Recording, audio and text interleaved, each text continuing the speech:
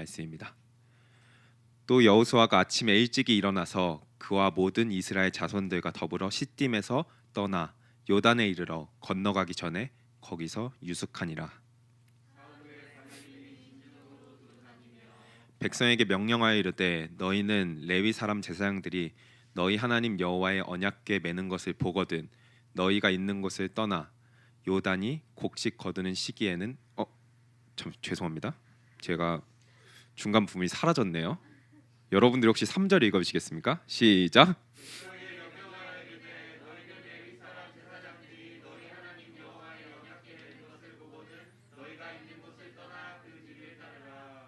제가 4절을 읽겠습니다. 그러나 너희와 그 사이 거리가 2000 규빗쯤 되게 하고 그것에 가까이 하지는 말라.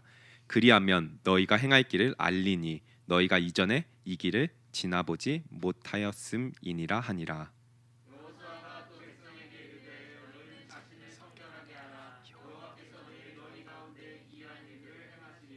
여호수아가 또 제사장들에게 말하여 이르되 언약궤를 메고 백성의 앞서 건너라 하매 곧 언약궤를 메고 백성의 앞서 나아가니라. 여호수아에게 이르시되 내가 오늘부터 시작하여 너를 온 이스라엘의 목전에서 크게 하여 내가 모세와 함께 있었던 것 같이 너와 함께 있는 것을 그들이 알게 하리라. 너는 언약궤를 맨 제사장들에게 명령하여 이르기를 너희가 요단 물가에 이르거든 요단에 들어서라 하라. 여호수아가 이스라엘 자손에게 이르되 이리 와서 너희의 하나님 여호와의 말씀을 들으라 하고 또 말하되 살아계신 하나님이 너희 가운데에 계시사 가나안 족속과 헷 족속과 히위 족속과 브리스 족속과 기르가스 족속과 아모리 족속과 여부스 족속을 너희 앞에서 반드시 쫓아내실 줄을 이것으로써 너희가 알리라. 보라 온 땅에 주의 언약궤가 너희 앞에서 요단을 건너가나니 이제 이스라엘 지파 중에서 각 지파에 한 사람씩 12명을 택하라.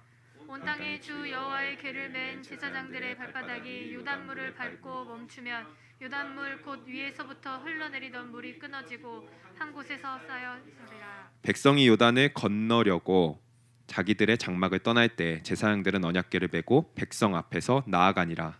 요단이 곡식을 거두는 시기에는 항상 언덕에 넘치더라. 궤를 맨 자들이 요단에 이르매여 궤를 맨 제사장들의 발이 물에 잠기자 곧 위에서부터 흘러내리던 물이 그쳐서 사르단에 가까운 매우 멀리 있는 아담 성읍 변두리에 일어나 한 곳에 쌓이고 아라바의 바다 연매로 향하여 흘러가는 물은 온전히 끊어지매 백성이 여리고 앞으로 바로 건널세. 다 같이 읽겠습니다. 여호와의 언약궤를 맨 제사장들은 요단 가운데의 마른 땅에 굳게 섰고 그 모든 백성이 요단을 건너기를 마칠 때까지 모든 이스라엘은 그 마른 땅으로 건너더라. 아멘. 네, 오늘은 지나본 적 없는 길에서라는 제목으로 함께 하나님의 말씀 보도록 하겠습니다. 제가 온라인으로 청년 예배에서 설교한 것은 지난 6월이었습니다. 한 6개월 전이죠. 그 6개월 전에 혹시 제가 어디 본문을 했었을까요? 여호수아 1장을 했습니다. 물론 기억하시는 분이 그렇게 많지가 아니라 거의 없을 텐데요. 기억하신다면 뭐 기쁨의 교회 김두한 정도는 기억하시지 않을까 싶습니다. 여러분들이 계속해서 잊어주시는 은사 덕분에 제가 이 자리에서 계속 말씀을 전할 수 있을 것 같은데요. 네, 그래서 제가 친절하게 살짝쿵 정리를 좀 해드리도록 하겠습니다. 마치 그 드라마 볼 때 요즘에 그 이전 편을 되게 잘 정리해 주더라고요.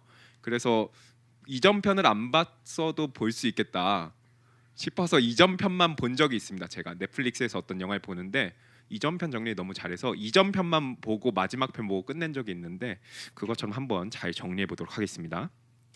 가나안에서 싸움은 우리의 삶이라는 약속의 땅에서 어떻게 싸워야 하는지 보여준다고 이야기했었습니다. 네, 그리고 가나안 땅은 진공 상태가 아니다. 고난과 싸움이 우리를 기다리고 있는 땅이다. 왜냐하면 이것 외에는 하나님을 겪어낼 방법이 없기 때문이다. 하나님이 이 방법으로 하나님을 겪게 하신다. 그 길 위해서 하나님께서 약속하시고 명령하시는 내용은 내가 너와 함께 가겠다는 약속과 하나님의 말씀 지키는 것에 강하고 담대하라는 내용이었습니다. 가나안 땅에서 행하는 싸움은 말씀을 지켜내는 싸움이고 그 말씀이 우리에게 승리를 준다고 이야기했었는데 여러분들 갑자기 기억이 새록새록 떠오르신다고 믿겠습니다. 예, 여기 계신 분들은 뭐 이미 제가 말하기 전에 이전부터 알고 있는 듯한 표정으로 계시지 않군요. 네, 다들 처음 보는 것처럼. 예, 틴즈는 괜찮습니다. 틴즈 설교했는데 지난주에 한 것도 다 기억을 못 하더라고요. 사가랴가 뭐 하는 사람이었죠 했는데 아무도 대답이 없었습니다.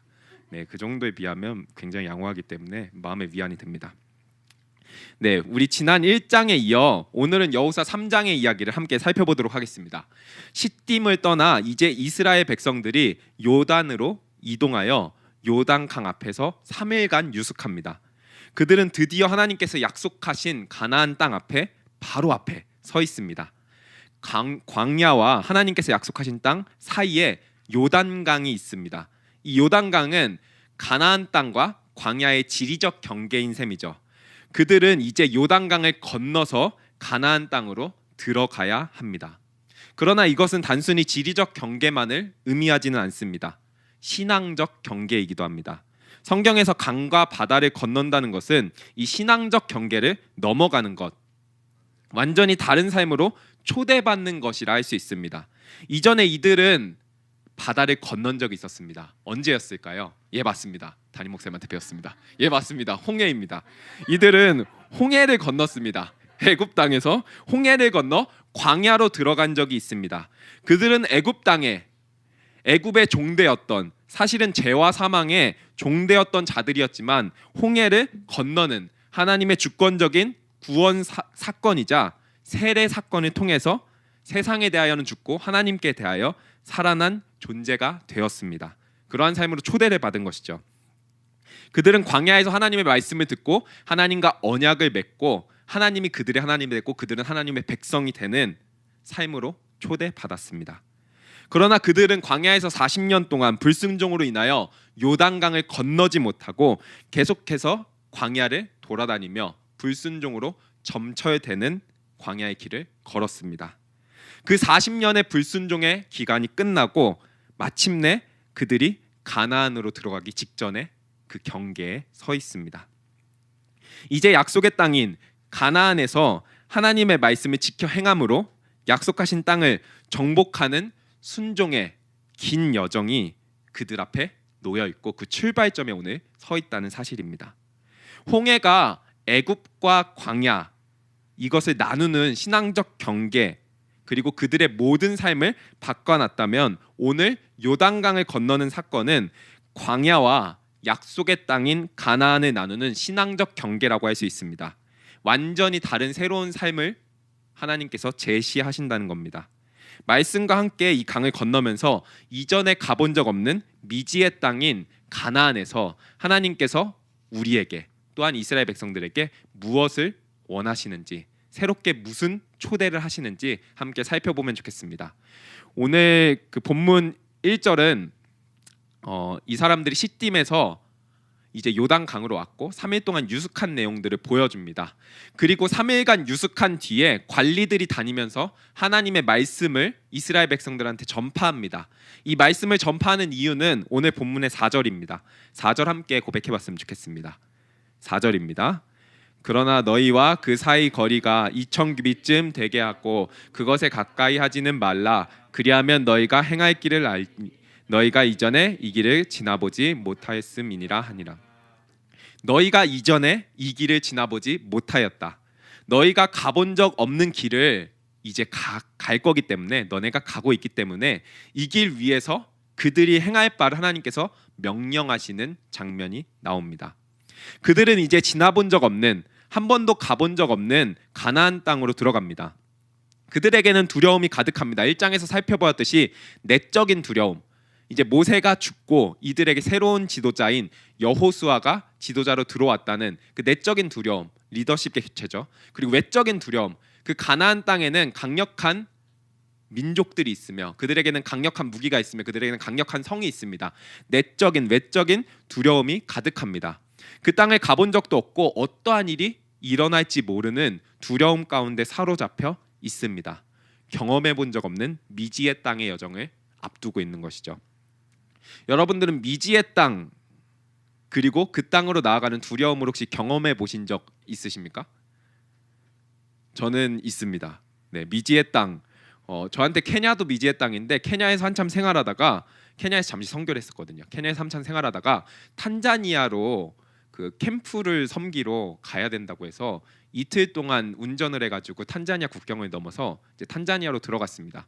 근데 저희 동행하는 이제 사람들이 10명이었는데 그중 한 명이 에스더라는 자매가 그 탄자니아 지체거든요. 그 자매가 자기네 동네에 초대한 거거든요. 그래서 그 사람이 같이 그 자매가 같이 차를 타고 가고 있었어요. 한 이틀 정도 갔는데 그 자매가 갑자기 자기가 여기가 어딘지 모른다고 이야기를 하는 겁니다. 자, 그 자매가 가자고 하는 길만 열심히 쫓아갔는데 저는 차가 2대였거든요. 저는 뒤쪽 운전자고 앞쪽 운전자인데 앞쪽에서 이제 그 얘기가 나왔겠죠. 그래서 갑자기 세우라고 하는 겁니다. 그래서 회의를 하는데 여기가 어딘지 모르겠다. 어디로 가야 될지 모르겠다라는 얘기가 나왔어요. 그래서 그때가 새벽 2시 3시쯤이었거든요. 그래서 우선은 길에서 잤습니다. 그 차에서 이렇게 다 같이 잤습니다. 우리 2시간 자고 일어났는데 6시가 됐는데 뭐 방법이 있습니까? 그래서 앞으로 갔는데 이게 우리는 막 사거리 막 이렇게 나오잖아요. 근데 그런 좀 시골은 그냥 그 한 방향입니다. 2차선 도로 그냥 이쪽하고 이쪽하고. 그래서 뭐 아니면 돕니다. 그래서 우리가 앞으로 계속 가야 되는가를 논의하다가 갔는데 아무것도 안 나오는 거예요. 그래서 이제 기름이 딱 100km 갈 수 있는 양이 남았습니다. 그리고 주유소는 150km 뒤로 가야 되거든요. 그러니까 뒤로 100km를 간 다음에 밀어서 주유소를 갈 것인지 아니면 앞으로 100km를 갈 것인지 이 여정에 서 있었죠. 그래서 사실 저는 믿음이 없습니다. 난 뒤로 가야 된다. 주유소를 최대한 우리가 연비 운전을 해서 뒤로 가서 주유소에서 기름을 넣고 출발해야 된다. 근데 이제 그 거기 계시는 헤드 선교사님이 우리는 앞으로 간다. 그래서 앞으로 가냐? 거기에 있는 목사님이랑 둘이서 이건 아닌 것 같은데 잘 모르겠다 했는데 아무튼 앞으로 갔거든요. 근데 한 50km 정도 가니까 그 자매가 익숙한 동네가 나왔어요. 그래서 감사하게 그걸 갔는데 그 거기까지가 40시간이었거든요. 2시간 자고 38시간 운전한 거예요. 근데 그 미지의 땅을 가는 두려움, 내가 어디로 가는 건가, 향방을 알지 못하는 이 행진 가운데 이 두려움이 있었거든요. 근데 오늘 이 본문을 읽으면서 마치 그 두려움을 저는 느꼈습니다.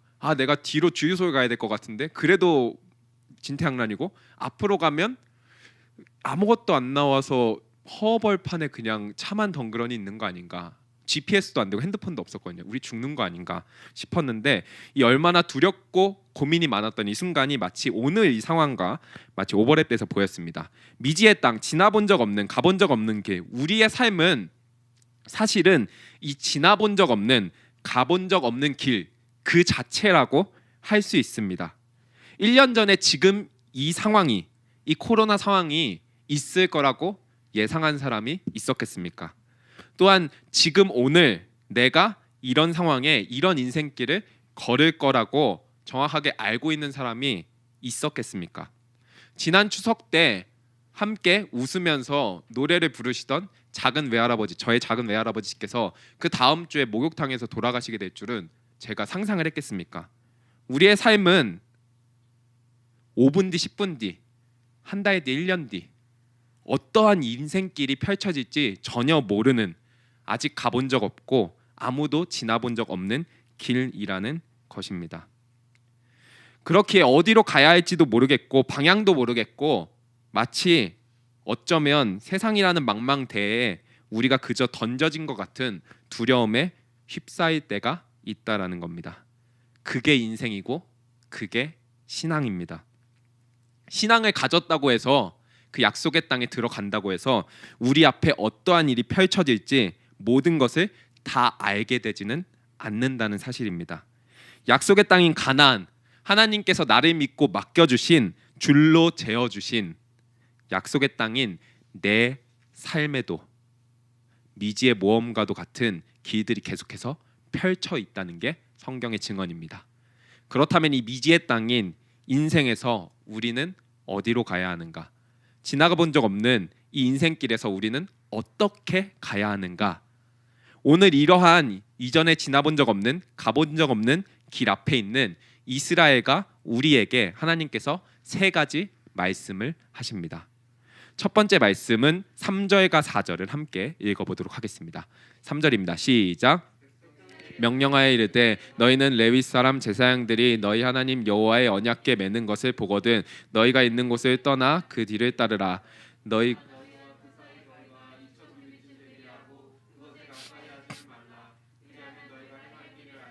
너희가 이전에 이 길을 지나보지 못하였음이니라 하니라. 네, 아멘. 지나본 적 없는 길에서 하나님께서 하시는 첫 번째 말씀은 하나님의 언약궤를 뒤따르라라는 말씀입니다. 하나님의 언약궤가 이동하는 것을 보면 너희는 있는 곳을 떠나서 그 뒤를 따르라라는 명령입니다. 언약궤는 무엇입니까? 하나님이 이곳에 계신다. 하나님이 우리와 함께 하신다는 상징입니다. 그 상징인 언약궤가 하나님 자신께서 앞서 움직이시는 것을 본다면 너네는 자리를 떠서 하나님이 움직이시는 그것을 따라가라라고 명령하고 있다는 사실입니다. 이는 이스라엘 백성에게 다소 생소하게 느껴졌을 수 있습니다. 왜냐하면 광야 생활에서는 이러한 행진 대열로 움직이지 않았기 때문입니다. 민수기의 내용을 살펴보면 이스라엘 백성들은 행진할 때는 가장 강력한 유다 지파가 늘 앞장서고 언약궤는 그들의 중심에 있었습니다. 그러나 이제 광야에서 약속의 땅인 그 새로운 땅으로 그 신앙적 경계를 뛰어넘어 새로운 삶으로 초대되는 첫 번째 명령은 이제 유다 지파가 아닌 내가 먼저 갈 거다. 그리고 너네는 따라오라라고 하시는 요청입니다.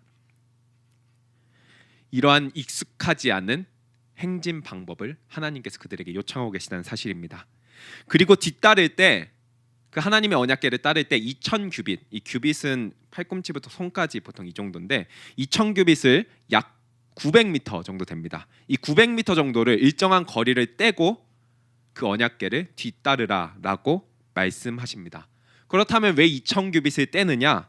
이것은 하나님께서 행진하실 때 어떠한 일들이 벌어지는지, 어떠한 하나님의 놀라운 역사가 일어나는지 그 백성으로 하여금 보게 하기 위해서 일정한 거리를 떼서 따라오라라고 요청하고 계신다는 겁니다. 너네가 칼과 창과 너네 훈련된 군사력으로 그 땅을 정복하는 것이 아니라 내가 직접 나가서 선봉장으로 싸운다.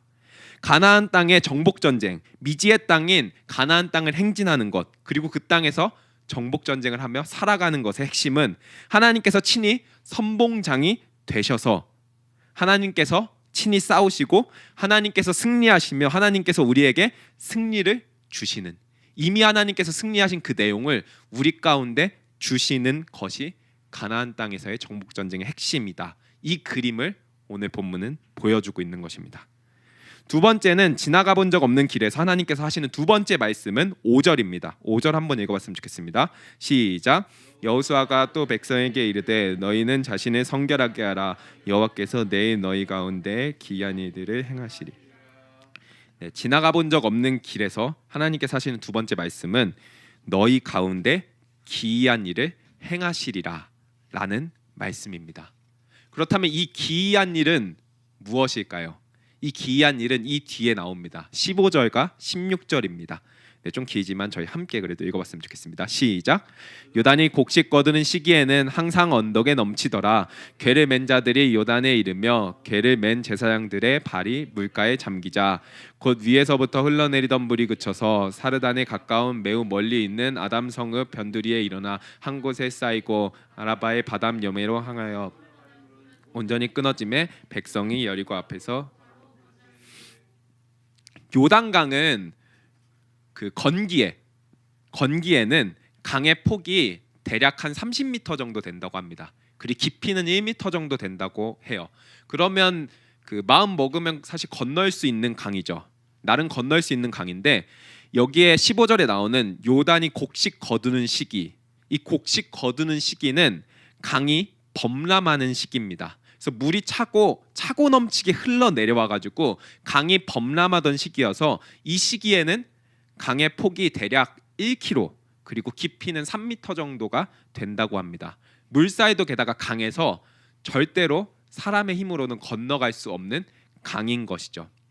하나님께서 이스라엘 백성들을 가나안 땅으로 들여 보내실 때 사람의 힘으로 쉽게 건널 수 있는 건기대가 아닌 가장 범람하여 사람의 힘으로는 도저히 건널 수 없는 그 타이밍에 하나님께서 그들을 요단강 앞에 세우십니다. 그리고 오늘 앞절에 보면 그 요단강 앞에서 3일을 유숙하게 하십니다.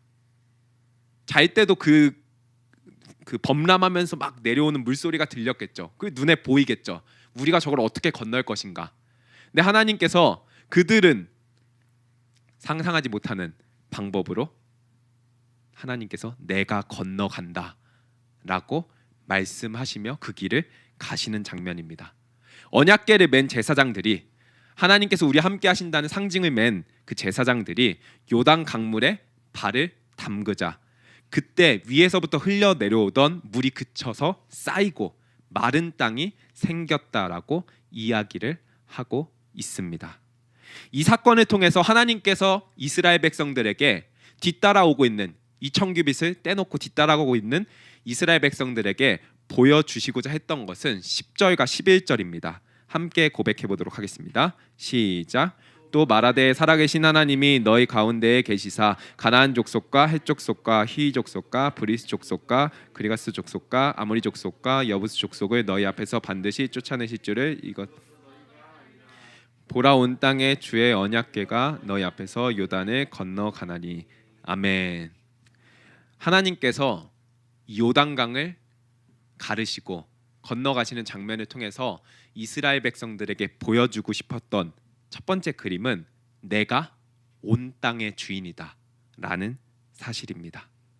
내가 이 땅을 만들었고 내가 이 땅을 통치하고 있으며 내가 이 땅의 주인이다. 가나안 땅이 그 7족속이 그 땅을 차지하고 있는 것처럼 보이나 아니다. 내가 그 땅의 주인이고 이 땅을 너네한테 준다. 그래서 주인이 그 땅에 자기 집에 들어가니 문이 갈라지는 겁니다.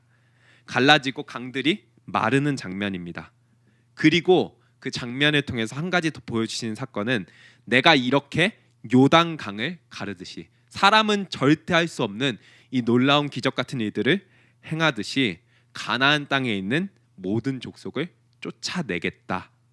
이미 그 땅은 하나님의 땅이고 이미 나는 승리하였다. 나를 따라오는 너희에게 이 승리를 주겠다라고 선포하신다는 것입니다. 너희 가운데 기이한 일들을, 놀라운 일들을 행하시겠다. 가나안 땅에서 계속 경험케 하겠다. 이 놀라운 일들, 놀라운 승리를. 이것이 가나안으로 들어가는 이스라엘 백성에게 하나님께서 보여주시는 첫 번째 장면이라는 사실입니다. 그리고 오늘 5절 말씀 앞에 보면 여호수아가 또 백성에게 이르되 너희는 자신을 성결하게 하라라고 이야기합니다. 이 하나님께서 지나가 본 적 없는 길에서 하나님께서 하시는 세 번째 말씀은 다름 아닌 성결하라라는 요청입니다. 이 기이한 일들을 행하시고 요단을 건너게 하시기 이전에 요구하시는 내용이 이것입니다. 강을 건너자마자 싸워야 하니까 너네 칼과 창을 준비해라. 너네 보초 잘 서고 있어라. 이런 것이 아니라 다름 아닌 성결, 거룩에 대한 요구를 하신다는 사실입니다. 어쩌면 이 시대에 가장 도외시되는 부분, 특히 코로나로 말미암아 많은 이들이 영적 침체를 경험하고 있는 이 시대에 우리에게는 가장 도외시되는 부분이 아닐까 싶습니다.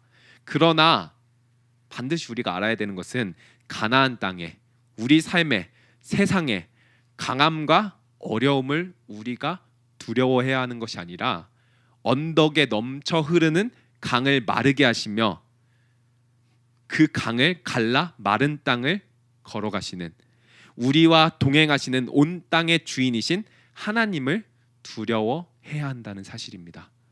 여러분, 다른 것이 아니라 이 세상에 어려워 보이는 거, 문제들, 이 세상의 칼과 창을 두려워하는 것이 아니라 하나님, 이 온 땅의 주인 되시고 이 땅 가운데 기이한 일을 행하시는 하나님을 두려워하시는 청년 성도 여러분 되시기 소망합니다.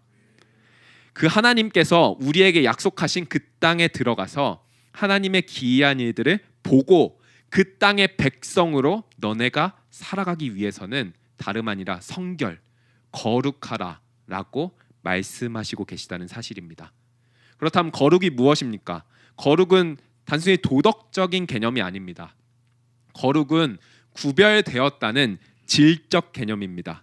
하나님이 거룩하시다는 것은 하나님은 하나님 외에 다른 모든 것들과 구별된 질적 차이를 가지신 분이라는 이야기입니다.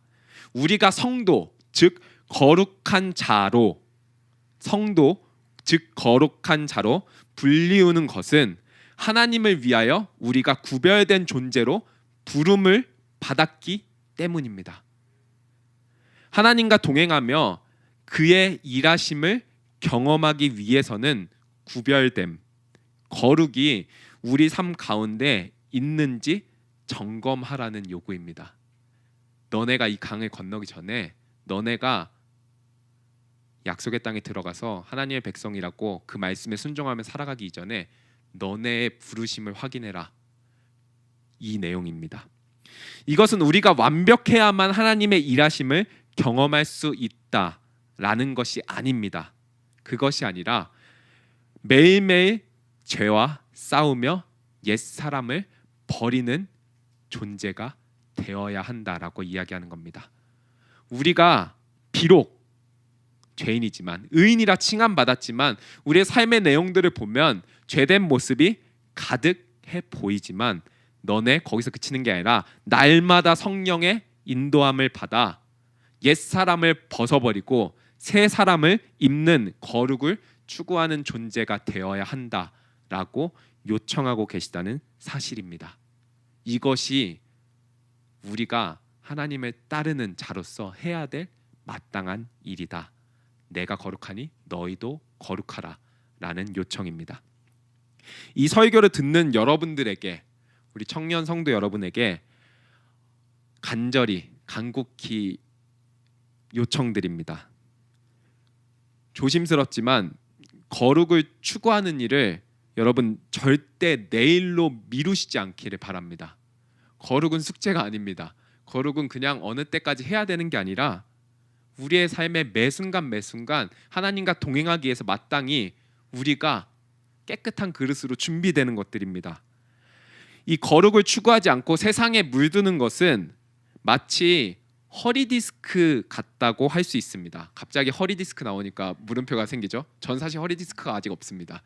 네, 감사한 일인데 마치 허리디스크와 같습니다. 왜냐하면 자세가 나빠지기 시작하면 우리는 잘 알지 못하지만 그 자세가 익숙해서 그냥 그 자세로 계속 있지만 결국에는 문제가 생겨서 허리에 디스크가 터집니다. 그리고 웬만해서는 이전보다 더 좋아지기 어렵습니다. 다만 꾸준히 피나는 노력으로 운동하면서 더 나빠지지 않게 유지할 뿐입니다. 청년 성도 여러분, 종종 우리는 첫사랑의 회복을 이야기하는데 죄송하지만 제가 짧은 신앙생활을 해봤지만, 그리고 짧게 사역을 해봤지만 그러한 드라마틱한 첫사랑의 회복 혹은 첫사랑보다 더한 사랑의 하나님에 대한 회복은 극히 죄송하지만 드뭅니다. 극히 드뭅니다. 저도 그렇고 여러분들에게도 아마 극히 드물 겁니다. 매일 경건에 피나는 노력을 하시길 바랍니다.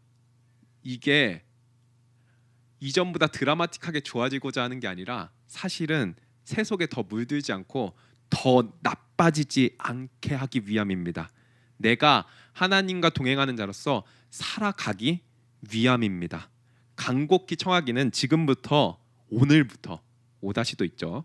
오늘부터 다시 우리가 거룩과 경건에 힘쓰는 존재가 되길 소망합니다.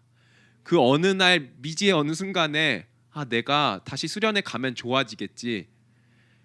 그 나빠진 만큼 안에서 좋아지는 거지 이전만큼 될 수 없습니다. 제발 청하건대 이 설교를 듣는 청년 성도 여러분, 오늘 여러분들의 삶에서 하나님 앞에서 거룩과 경건과 성결에 힘쓰므로 하나님과 동행하는 여러분들 되기를 간절히 소망합니다. 그 아무도 알아주지 않을 것 같은, 아무도 보지 않으니까 의미 없는 것 같아 보이는 성결과 거룩에 힘쓰는 삶에 하나님께서 주목하고 계시고 하나님께서 그 거룩을 하나님과 동행을, 하나님과 함께함을, 하나님의 사랑함을 입은 그 성도들 삶에, 그의 믿음의 걸음 위에 하나님께서 기이한 일들을 행하신다는 게 오늘 성경의 증언입니다. 아멘. 오늘 말씀을 좀 정리를 해보도록 하겠습니다. 오늘 함께 약속의 땅 가나안, 하나님의 말씀을 지켜 행함으로 정복하는 긴 여정의 시작을 함께 살펴보았습니다. 하나님의 약속으로 그 땅이 그들 가운데, 또한 우리 가운데 주어졌지만 그들에게는 이전에 지나본 적 없는 미지의 땅이었습니다. 그 미지의 땅에서 하나님께서 그들에게 말씀하십니다. 이제는 내가 너의 앞에 가서, 이제는 내가 너희 앞에 가서 친히 내가 싸우겠다.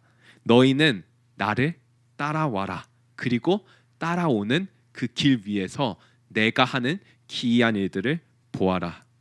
약속의 땅을 정복하는 일은 칼과 창이 아니라 주인인 내가, 주인인 하나님이 이미 정복하고 승리한 것을 너에게 주는, 이미 정복하고 승리한 내용을 우리에게 주는 것이다. 너희는 나와 동행하며 그 기이한 일을 보기 위해 하나님을 위해 구별된 존재로, 거룩한 존재로 살아가기에 힘쓰라라고 요청을 하고 있습니다. 사랑하는 기쁨 가족 성도 여러분, 사랑하는 청년 성도 여러분, 하나님께서 우리를 믿고 맡겨주신 우리의 삶일지라도, 하나님께서 이미 승리하신 것을 허락하시는 삶일지라도 우리 앞에 놓여진 길은 미지의 길입니다. 알 수 없는, 이전에 가본 적 없는, 지나본 적 없는 길입니다. 우리의 삶이 어디로 가는지 우리는 정확히 다 알 수는 없습니다. 그러나 이 길을 가는, 이 미지의 길을 가는 우리에게 한 가지 분명한 사실은 있습니다. 어디로 가는지는 알지 못하지만 이전에 지나본 적 없는 인생이라는 미지의 땅을 누구와 가는지는 알 수 있습니다. 바로 하나님과 갑니다. 누구를 따라가야 되는지 알 수 있습니다. 바로 하나님을 따라갑니다. 하나님과 동행하시길 바랍니다. 하나님의 말씀을 뒤따라가시길 바라며 하나님의 말씀이 요구하는 내용들을 살아가시길 바랍니다. 그러면 그 길 위에서 어떤 것을 본다 하였습니까? 바로 기이한 일입니다. 여러분 가운데 기이한 일을 행하시는 하나님, 여러분 이 기이한 일을 행하시는 하나님, 이거에 대한 우리의 기대감이 여러분들 삶 가운데 있습니까? 그 땅에는 강한 적들이 많습니다. 그 앞에는 창이라는 넘실거리는 강물이 있습니다. 도저히 우리는 건널 수 없을 것 같고, 도저히 우리는 그 땅을 정복할 수 없고, 그 땅의 백성들을 이길 수 없어 보입니다. 우리 삶에 수많은 문제들이, 수많은 어려움들이 가득합니다. 그러나 하나님께서 우리 가운데 행하시면, 주와 함께 동행하면 강이 갈라지고 여리고 성벽이 무너져 내린다는, 이미 승리하신 그 승리를 우리에게 허락하시는 기이한 일을, 놀라운 일을 행하시는 하나님을 성경은 이야기합니다. 이 놀라운 일을 행하시는, 우리 삶에 놀라운 일을 행하시는 그 하나님에 대한 기대감, 이 기대감이 여러분들 삶 가운데 좀 회복되었으면 좋겠습니다. 마지막으로 이 일이 언제 일어납니까? 이 놀랍고 기이한 일들, 하나님 되심을 드러내는 일들이 언제 일어납니까? 요단 강물, 이 요단 강물이 언제 갈라집니까? 하나님이 우리와 함께 하신다는 확신을 가지고, 믿음으로, 아직은 물이 넘실거리지만 믿음으로 그 강에 발을 내디딜 때 그 기이한 일들이 벌어집니다. 여러분 믿음의 발걸음을 떼시길 간절히 소망합니다. 그 강에, 그 여러분들은 해결할 수 없어 보이는 문제의 어려움에, 그 죄와 사망의 권세에 여러분들의 발을 내디드십시오. 주님 신뢰합니다. 주의 말씀을 신뢰합니다. 주께서 이루신 승리 나에게도 주실 줄을 믿습니다. 라는 믿음으로, 그 마음으로 우리 삶의 발걸음을 떼서 세상의 유혹 시험과 죄의 문제 가운데, 우리의 삶의 문제 가운데, 원수들 가운데, 어려움과 아픔 가운데 믿음의 발걸음을 떼시길 바랍니다. 그 믿음의 발걸음을 떼는 그 자리에서 하나님께서 우리 삶에 기이한 일을 행하실 것입니다. 사랑하는 기쁨 가족 청년 성도 여러분, 여러분들의 삶에 하나님과 동행함이, 기이한 일을 행하시는 하나님에 대한 기대감이 다시 한번 샘솟길 소망합니다. 그리고 내 삶에, 이 어디로 가야 할지 모르겠는 내 삶에 단 한 가지 분명한 건 하나님이 나와 함께 하신다, 내가 하나님과 함께 간다 라는 믿음의 고백으로 가는 여러분들의 삶에 요단 강물을 가르시고 역사하시는 하나님의 놀라운 인도함에, 그리고 믿음의 걸음이 새로워지는 삶 되시길 간절히 소망합니다.